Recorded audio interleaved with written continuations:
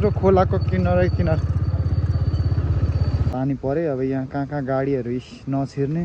के गर्दा हो ल।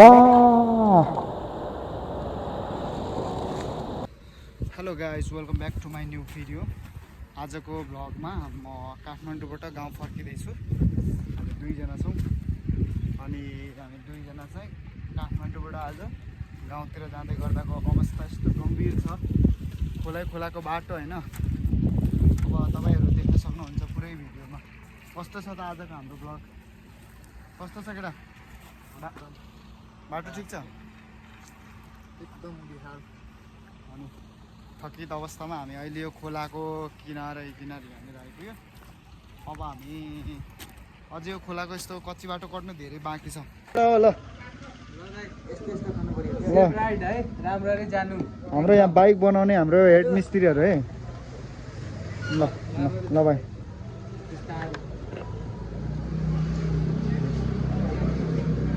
ल जाउँ केटा। Hello hello hello hello hello.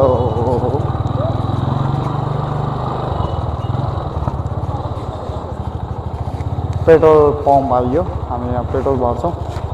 त्यसपछि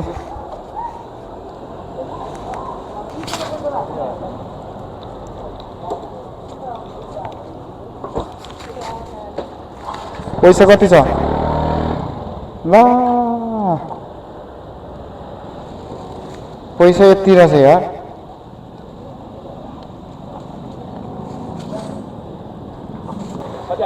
हजारको होला नि त। हजुर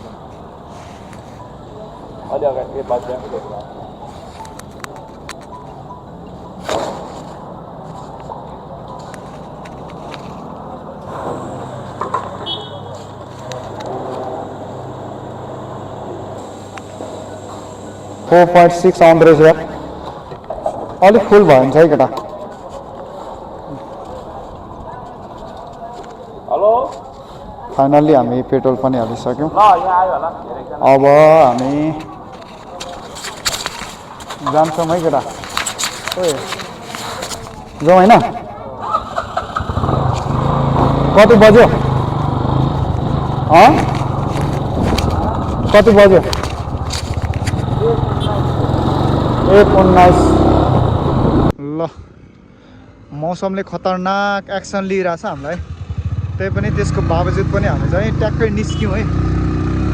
ढालीबाट बाहिर निस्क्यौँ। अब हामी यहाँबाट अब बनेपा काभ्रे हुँदै हामी के गर्दा हो के गर्दा हो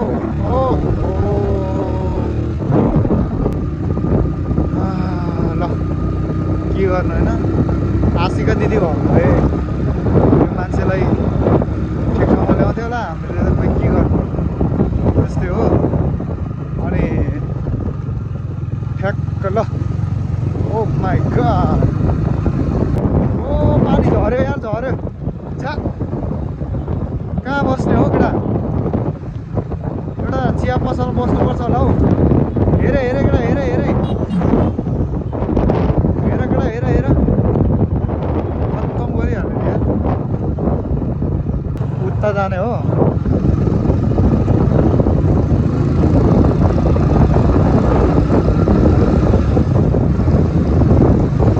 साथीहरू हामी बनेपा निस्क्यो। बनेपा पानीले हान्ने भयो हामीलाई। कुदाउनु पर्यो जति चाँडो छिटो पुग्नु पर्ने थियो। अब के गर्ने होला। अन्त पानी पऱ्यो भने त रोसीको बाढीले त हामीलाई कट्नै दिँदैन हो।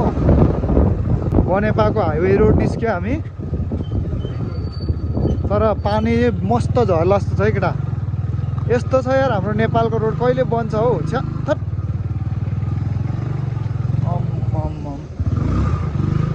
साला के बिजोक छ यार। थट।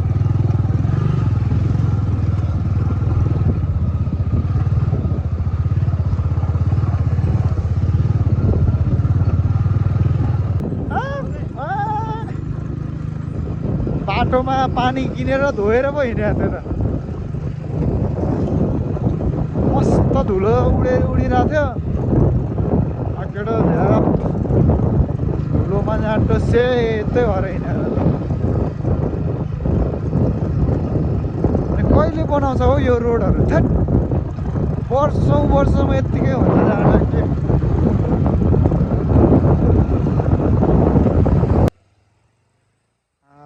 पानीले बिजोग पारेको अवस्था छ यो समय हामीलाई होइन त केटा पानी पऱ्यो अब यहाँ कहाँ गाडीहरू नछिर्ने लास्ट धराप बिजोग बनायो हामी बिपी हाइवेमा हिँड्दैछौँ होइन बाढी अघि नै माथिबाट बाढी आइसकेको छ यो बाढी तल त्यो रोसी खोला पुग्ने होला पुरै सिम पानी परिरहेको छ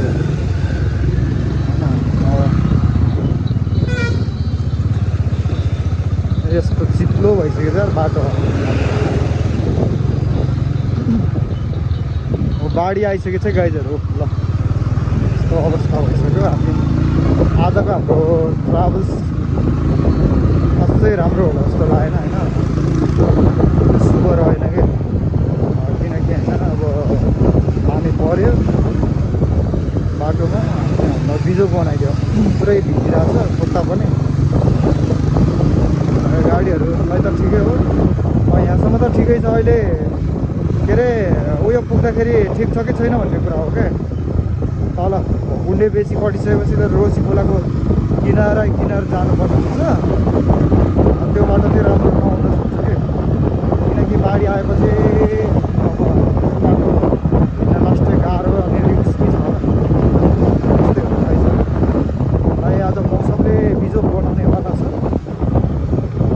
आधी बिजोग बनाइसक्यो यो मान्छेहरू बिचल्ली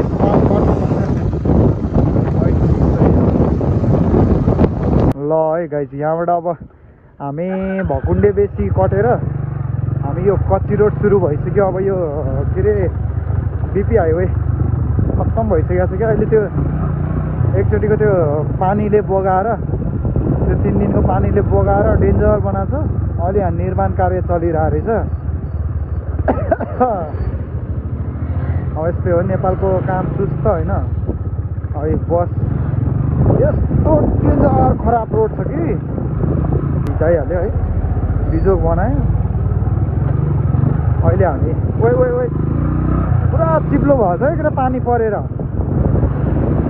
यस्तै हो रोड राम्रो भनेको त अलिकति होला सब यस्तो हो यस्तो डेन्जर छ यार यो बाटो पुरै हेर न अस्तिको त्यो बाढीले बगाएर है त्यो एकचोटि पोहोर परार नै आएको 3 दिनको बाढीले बगाएपछि यस्तो खोलाको किनार छ होइन ठुलो पानी पऱ्यो भने त गाडी हिँड्दैन यार यता अनि अस्ति झन् यही अहिले बनायो कि एउटा बसै डुबाएको रहेछ त्यो ल हेर न यत्रो खोलाको किनार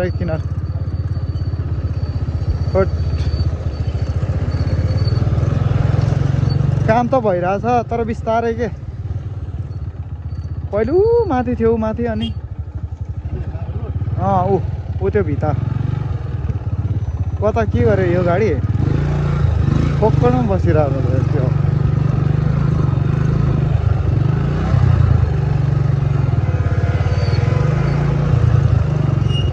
अब यस्तै हो है केटा 2 घन्टा जति लगातार